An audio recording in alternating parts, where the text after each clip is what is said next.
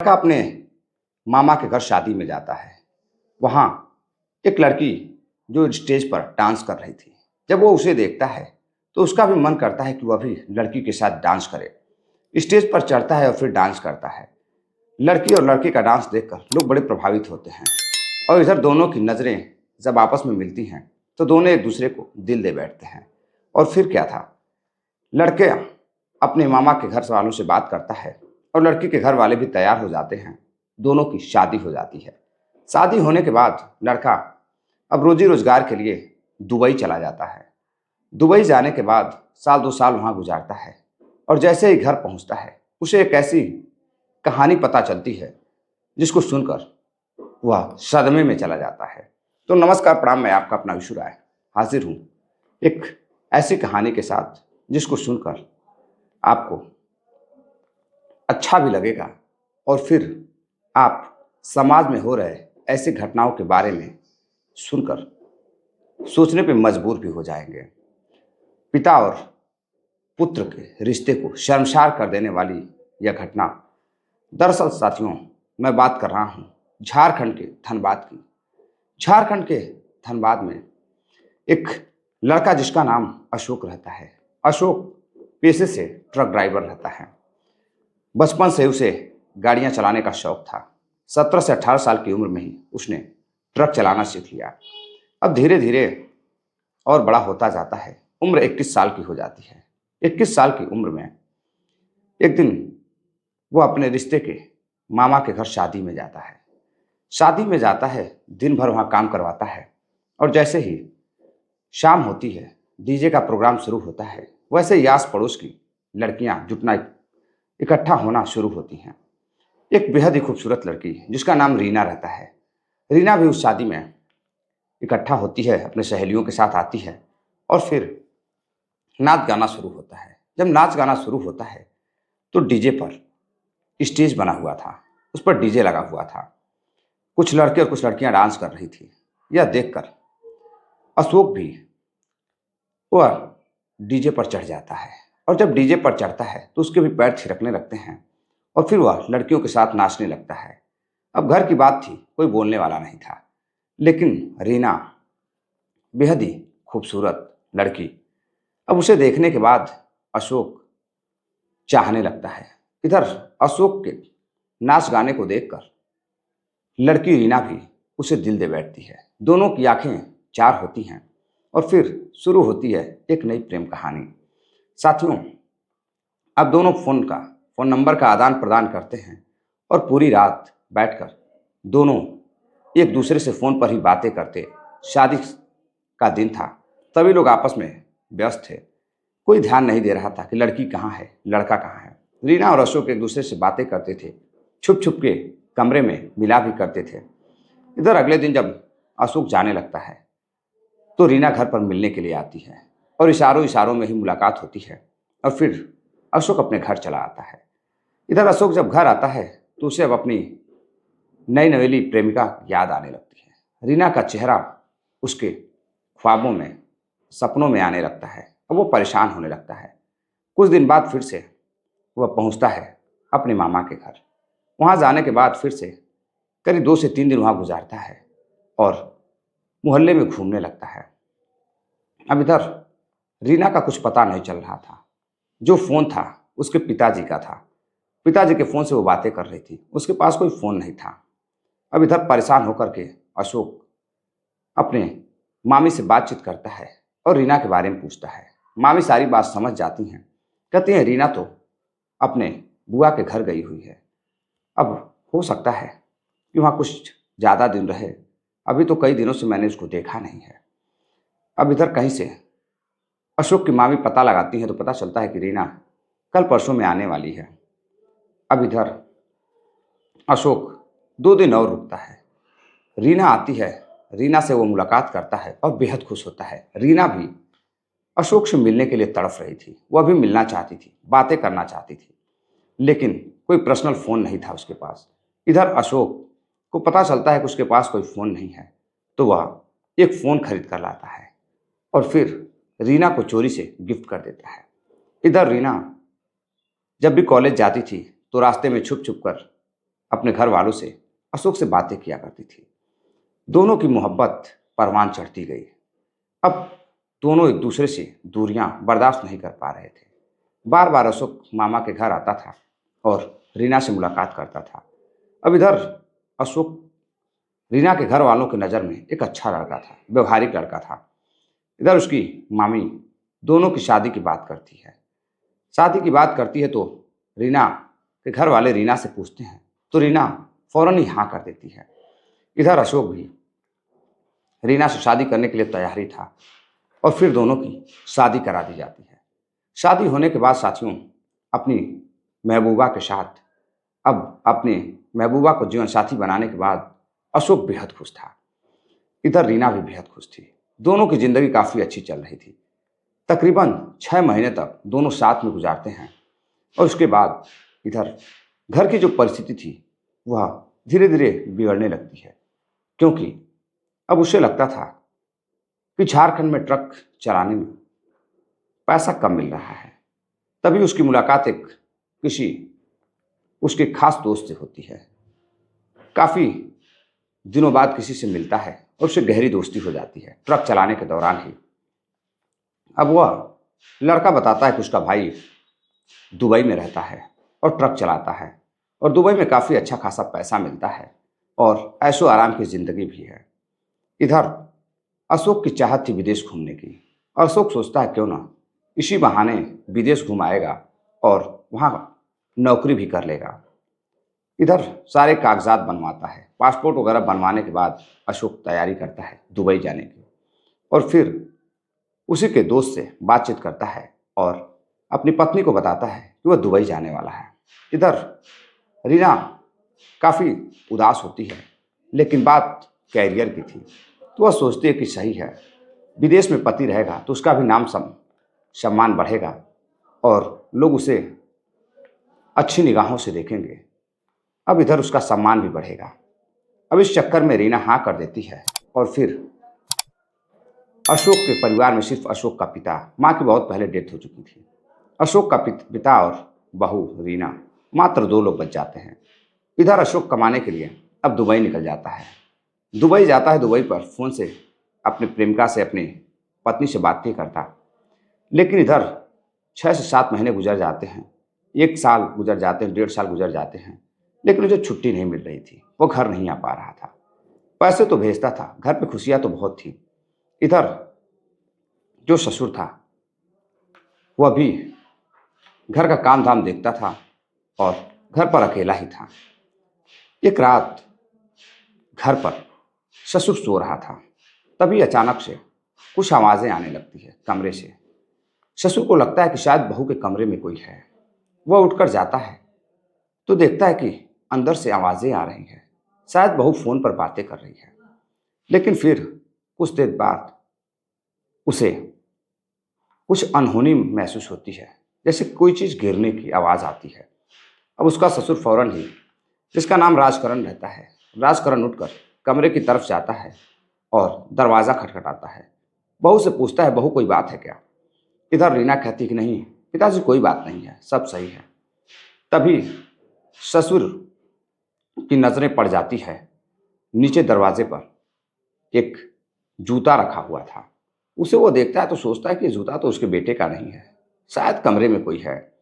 अब वो दरवाज़ा खटखटाता है और बहू से कहता है, दरवाज़ा खोलो वरना मैं दरवाज़ा तोड़ दूंगा। अब इधर जैसे ही दरवाज़ा खुलता है, वह देखता है उसकी बहू रीना के कमरे में एक लड़का बिल्कुल उसके बेड पर बैठा हुआ है, आपत्तिजनक स्थिति में था। वो कपड़े बदल रहा था और इधर यह देखते हुए ससुर गुस्से में आ जाता है और लड़के को मारने पीटने लगता है। बहू को डांट फटकार लगाता है। बहू से पूछता है कि यह कौन है। तभी वो लड़का समय देखते ही वहां से फरार हो जाता है। अब बहू से पूछताछ करता है कि यह लड़का कौन था, यह लड़का यहाँ क्या करने आया था। बहू बताती है कि यह लड़का उसके मायके का ही है, उसके घर के बगल का है, जिसका नाम आमिर है और आमिर उसके साथ में पढ़ाई करता था, तभी से वो उसको जानती थी। और इधर ससुर पूछता है कि आखिर तुम्हें ऐसी क्या जरूरत आन पड़ी कि तुम आमिर के घर बुलाने लगी हो, किसी को पता चलेगा तो फिर क्या इज्जत रह जाएगी। इधर रीना कहती है कि मेरा पति विदेश में है, उसे आने की फुर्सत नहीं है, शादी को 2 साल हो गए हैं, मेरे भी शौक है, मैं कहाँ जाऊँ? वह मेरा पुराना प्रेमी था, मैं उसे आपसे डर के मारे छुप कर कमरे में बुला लिया करती थी। और सारी हकीकत जब सामने आ जाती है तो ससुर कहता है कि ठीक है, अगर वो तुम्हारा प्रेमी है तो फिर मैं अब अपने बेटे को तुम्हारी सारी हकीकत बयां करूंगा और फिर वो तुम्हें छोड़ देगा। इधर रीना डर के मारे रोने लगती है और अपने ससुर के पैर पकड़ लेती है। मुझे माफ़ कर दीजिए, मुझसे गलती हो गई, अब मैं ये काम नहीं करूंगी। अब इधर देखते देखते रीना सोचती है, ससुर तो उस रात माफ़ कर देता है, लेकिन रीना सोचती है क्यों ना अब अपने ससुर को ही प्रेम जाल में फंसाया जाए, क्योंकि वह अपने प्रेमी आमिर को छोड़ नहीं पा रही थी, भुला नहीं पा रही थी। शादी से पहले ही प्रेमी से भी बातें करती थी और इधर यानी कि एक साथ 2 लड़कों से वह प्रेम करती थी, कॉलेज के लड़के आमिर से और इधर अशोक से भी। अशोक से तो उसने शादी कर ली, लेकिन प्यार आमिर के साथ ही करती थी। इधर जब उसे ज़रूरत महसूस हुई, उसकी ख्वाहिशें पूरी नहीं हो रही थी, तो उसने आमिर को अपने घर बुलाना शुरू कर दिया और फिर उस दिन से आमिर घर पर आने से डरने लगता है। इधर अब ससुर के कमरे में जाती है, रात का समय था, ससुर के कमरे में जाती है, ससुर से बातचीत करती है और फिर ससुर के हाथ पैर दबाना शुरू करती है। इधर देखते ही देखते बहू कुछ ऐसा करती है कि अब ससुर भी अपने ही बहू पर फिदा हो जाता है और फिर दोनों छुप छुप कर एक दूसरे के साथ बंद कमरे में अतरंग खेल खेलने लगते हैं। समय बीतता गया। इधर एक दिन बहू को लगता है कि फिर से उसके प्रेमी को बुलाना चाहिए।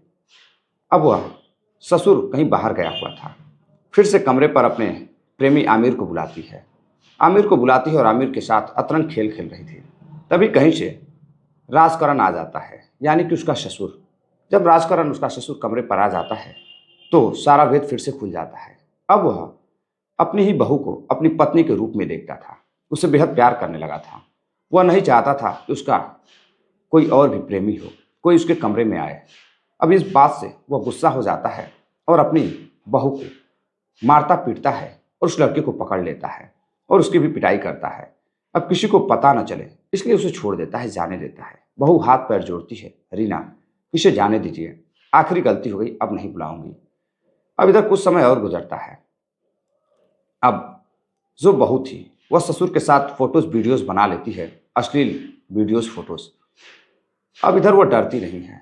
फिर से उसका प्रेमी उसे बार बार फ़ोन करता कि मैं तुमसे मिलना चाहता हूँ, तुम घर से बाहर आ जाओ या फिर अपने माँ के घर आ जाओ, मेरे कमरे पर आ जाना। लेकिन रीना अब डरने लगी थी। रीना का जो ससुर था वो उसे बेहद प्यार करने लगा था। इधर रीना भी अब उसकी ज़रूरतें ससुर के साथ पूरी हो रही थी, ख्वाहिशें पूरी हो रही थी, तो अब अपने पुराने प्रेमी आमिर को भूलने लगी थी। अब वह जब भी बार बार फ़ोन करता या फ़ोन कट कर देती थी। अब एक दिन कहीं से आमिर को पता चलता है कि उसकी जो प्रेमिका है रीना, वो हॉस्पिटल गई हुई है। अब वह फ़ौरन हॉस्पिटल पहुंचता है।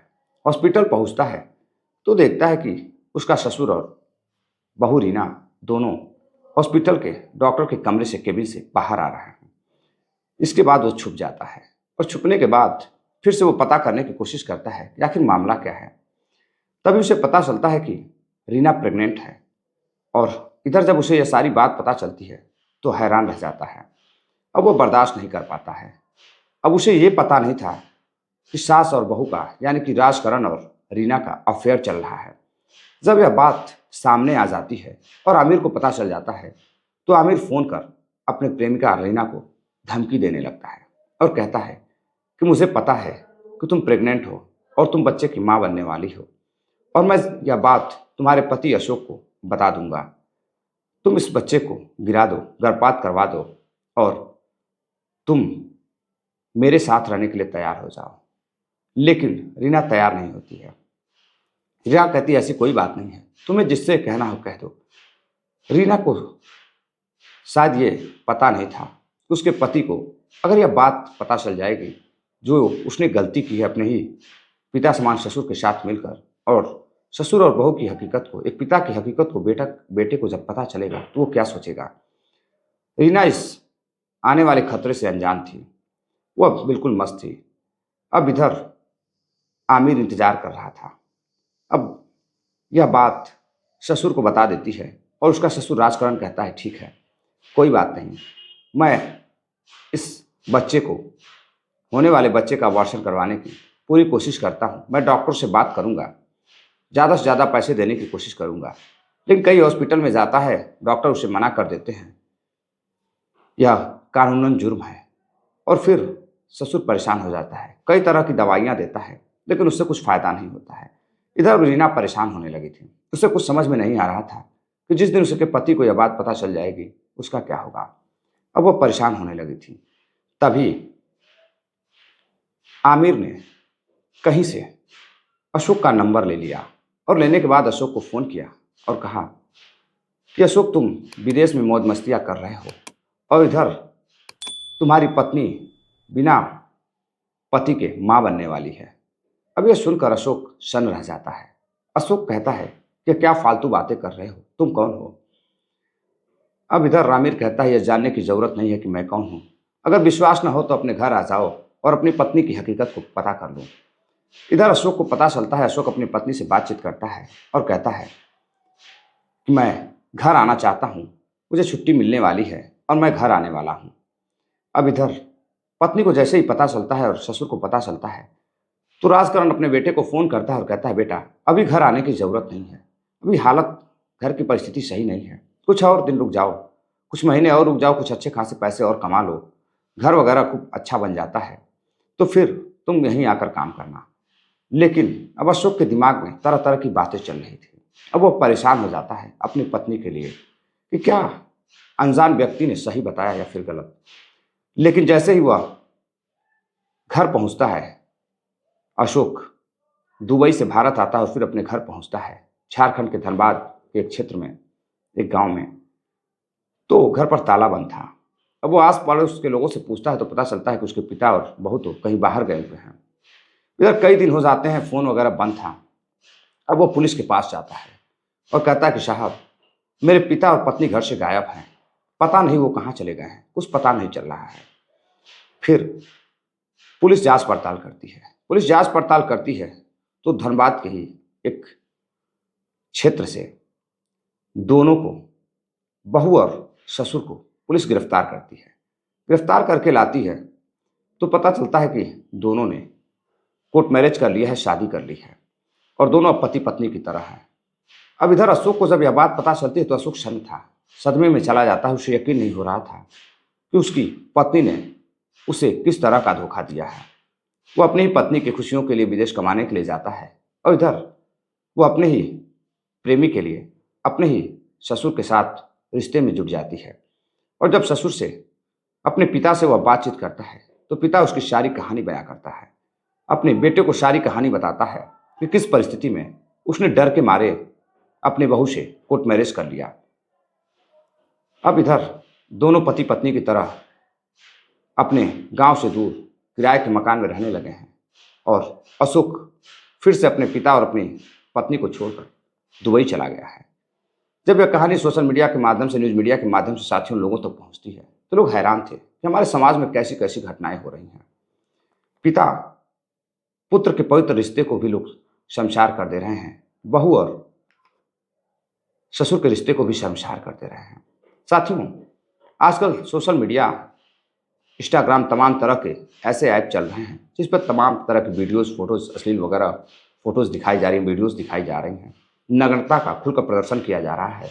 इसे देखने के बाद लोग अपने आप को रोक नहीं पा रहे हैं और फिर अपने ही घरों में अपने ही बहू बेटियों के साथ ऐसी हरकत करते हैं जिसको सुनकर आदमी सोचने पर मजबूर हो जाता है। साथियों, ज़रूरत है जागरूक रहने की, सतर्क रहने की। साथियों, मिलते हैं एक और नई कहानी के साथ। तब तक के लिए आप अपना ख्याल रखिएगा। नमस्कार, जय हिंद।